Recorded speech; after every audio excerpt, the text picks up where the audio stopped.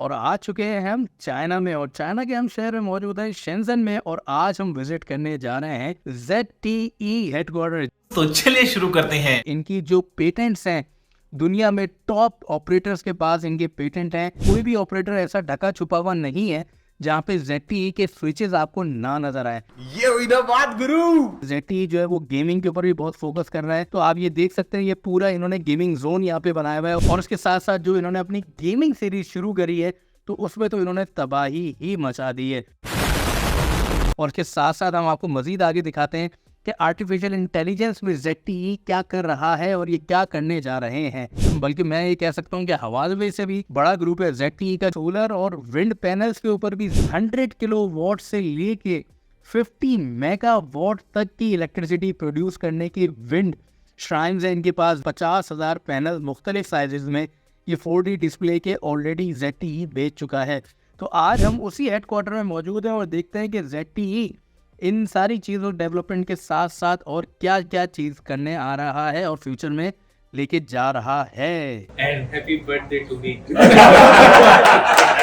और हम हैं tech blade. Subscribe tech blade. Hello and अस्सलाम वालेकुम, this is Syed Ali Yusuf on the platform of tech blade global. और आ चुके हैं हम चाइना में, और चाइना के हम शहर में मौजूद है शेंजन में, और आज हम विजिट करने जा रहे हैं ZTE हेडक्वार्टर। जी हाँ, ये वही ZTE है जो कि दुनिया जहान में अपने टेक्नोलॉजिकल प्रोडक्ट के हिसाब से बहुत मशहूर है और पिछले तकरीबन 32 साल से टेलीकम्युनिकेशन प्रोडक्ट्स बना रहा है, मुख्तलिफ राउटर्स, और आपको पता है जितने भी नेटवर्क स्विचेस के ऊपर इन्होंने काम किया हुआ है, जितने बेस स्टेशन के ऊपर, मोबाइल स्टेशन के ऊपर, जिनको हम आम ज़बान में मोबाइल फ़ोन स्टेशन टावर्स भी कहते हैं, उसमें बहुत ज़्यादा पेटेंट्स इनके नाम हैं। लेकिन उसके साथ साथ ZTE काफ़ी ज़माने से मोबाइल फ़ोन डिवाइसेस भी बनाता रहा है, और हमने देखा कि पिछले 1.5 साल में इसने अपनी एक नई सीरीज़ नोबिया सीरीज़ इंट्रोड्यूस करी, जो कि हमने आपको 2023 बार्सिलोना MWC में भी दिखाई।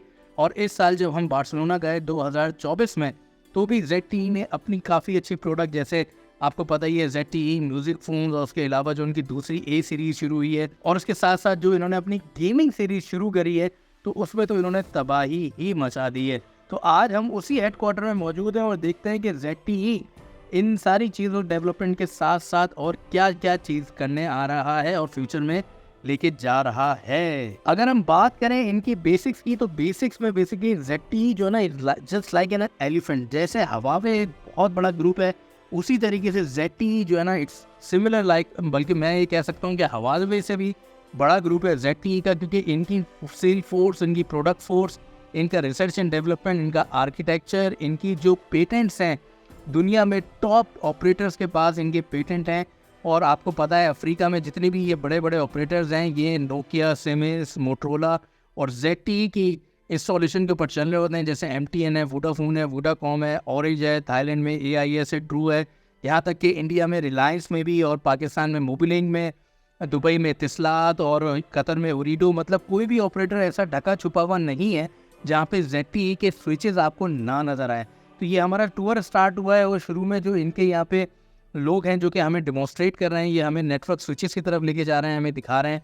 और इसके साथ साथ हम आपको मज़ीद आगे दिखाते हैं कि आर्टिफिशियल इंटेलिजेंस में ZTE क्या कर रहा है और ये क्या करने जा रहे हैं। तो हमारे साथ जुड़े रहिए, और अगर अभी तक आपने हमारा चैनल सब्सक्राइब नहीं किया है तो please please please subscribe tech blade global. Network switches से आगे बढ़ते हैं, तो यहाँ पे आपको नज़र आ रहा है कि भाई सोलर और विंड पैनल्स के ऊपर भी ZTE काम कर रहा है, और बता रहा है कि किस तरीके से ये सोसाइटी को सर्व करने वाले हैं, और फ्यूचर में किस तरीके से एनवायरमेंटल फ्रेंडली प्रोडक्ट्स को लेके चल रहे हैं दुनिया भर के लिए। और ये चाइना में तो ऑलरेडी इनके जो जितने भी ये विंड सोल्यूशन हैं, सोलर सोल्यूशन है, ऑलरेडी एग्जिस्ट करते हैं, लेकिन दुनिया भर में ये ऑलरेडी कमर्शियल बेसिस के ऊपर ये लॉन्च कर चुके हैं ये प्रोडक्ट्स। और यही हमें यहाँ पे डिमॉन्स्ट्रेट किया जा रहा है। ये बता रहा है कि हमारे पास 100 किलोवाट से लेके 50 मेगावाट तक की इलेक्ट्रिसिटी प्रोड्यूस करने की विंड श्राइन्स हैं इनके पास, विंड पैनल्स हैं इनके पास, सोलर पैनल्स हैं इनके पास। तो भाई ये सिर्फ 1 2 3 4 5 चाइना की बड़ी बड़ी कंपनीज नहीं, बल्कि ZTE जैसा बड़ा जायंट जो है, ये भी सोलर एनर्जी और विंड एनर्जी को बहुत ज़्यादा अहमियत दे रहा है आने वाले वक्तों में। अब हम सोलर पैनल और विंड पैनल से अगर आगे निकलते हैं, तो यहाँ पे हमें नज़र आ रहा है जनाब आर्टिफिशियल इंटेलिजेंस में ZTE क्या करने जा रहा है, क्या क्या क्लाउड सर्विसेज फराहम कर रहा है। और मेरी सामने वाली स्क्रीन में आप देख सकते हैं ये कि एक 4D डिस्प्ले आपको नज़र आ रहा है जिसके ऊपर ये लोग सर्व कर रहे हैं, और ये पैनल्स हमें इन्होंने बताया है कि दुनिया में ऑलरेडी 50,000 डिस्प्ले पैनल्स ये बेच चुके हैं। मतलब अगर आप आउट ऑफ 200 कंट्रीज़ की अगर बात करें तो 50,000 पैनल मुख्तलिफ साइज़ में ये 4D डिस्प्ले के ऑलरेडी ZTE बेच चुका है, और इसकी प्रोग्रामिंग और उसकी ऐड इसके ऊपर भी इनका सॉफ्टवेयर वर्क करता है। तो दिस लुक्स वेरी इंटरेस्टिंग।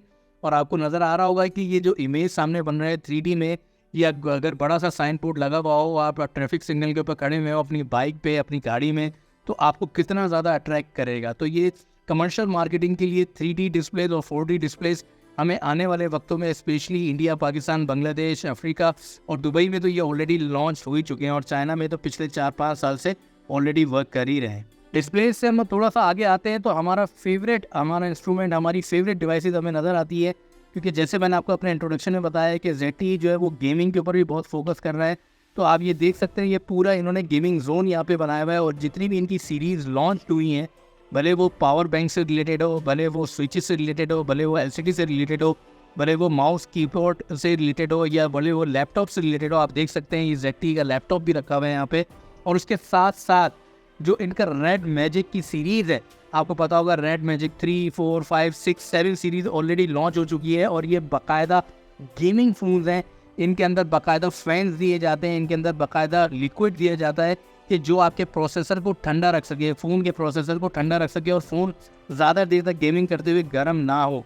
और एक्सटर्नल स्विचेस भी दिए जाते हैं, एक्सटर्नल फैंस भी दिए जाते हैं कि आपका फ़ोन जो है वो ठंडा रहे ज़्यादा। अगर आप 4-5 घंटे की भी गेमिंग कर रहे हैं तो बैटरी भी कम से कम यूज़ होगी, प्रोसेसर भी हल्का रहेगा, तो फ़ोन कभी भी लैग नहीं करेगा। तो देख सकते हैं कि पूरा सेटअप इन्होंने यहाँ लगाया हुआ है और डिस्प्ले कर रहे हैं। इससे थोड़ा सा अगर हम मज़ीद आगे बढ़ते हैं तो आपको नज़र आएगा कि यहाँ पे इन्होंने आने वाली सारी फ्यूचर की मोबाइल फ़ोन की डिवाइसेस रखी हुई हैं, और कुछ वो डिवाइसेस रखी हुई हैं जो कि उन्होंने जुलाई, अगस्त, सितंबर और उससे पहले फर्स्ट क्वार्टर में जनवरी, फरवरी, मार्च 2024 में लॉन्च किए हैं।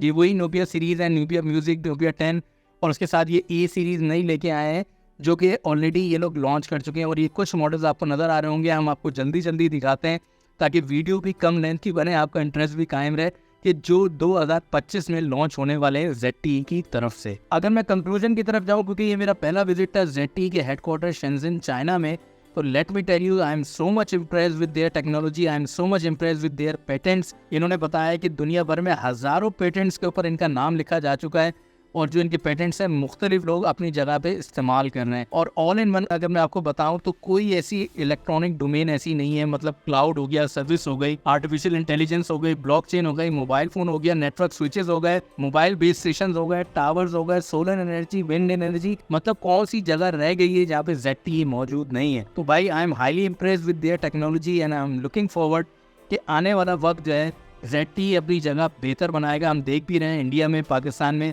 पिछले 1.5 साल में बहुत ज़्यादा हमें ZTE नूबिया सीरीज़ के मोबाइल फ़ोन नज़र आना शुरू हो गए हैं, और ये लोग फोकस कर रहे हैं उसकी परफॉर्मेंस के ऊपर, specially camera performance, display performance और प्रोसेसिंग स्पीड के ऊपर, कि जो यूज़र है वो वाकई कह सके कि भाई ये जो लीग है this is totally different league as compare to Oppo, Vivo, Xiaomi या कुछ और। तो बेसिकली ये आहिस्ता आहिस्ता अपनी जगह ज़रूर बनाएगा ZTE। और आज मेरी बर्थडे भी थी, इट वॉज 15 अक्टूबर, और आज ये विजिट प्लान हुआ, तो यहाँ पे खड़े होकर मैंने छोटी सी स्पीच भी दी, और आप ये स्पीच देखें और एंजॉय करें। Hello everyone, welcome to ZTE. I hope you are enjoying this tour. We are really much passionate that you came all the way from South Africa to China. And on behalf of ZTE team, I would like to welcome you here. Thank you so very much. And happy birthday. And happy birthday to me. और उसके साथ साथ अगर अभी तक आपने हमारा YouTube channel subscribe नहीं किया तो I request you all to please subscribe tech blade global. इंशाल्लाह नेक्स्ट एपिसोड में मुलाकात होती है, जब तक के लिए अस्सलाम वालेकुम और खुदा हाफिज। Happy birthday to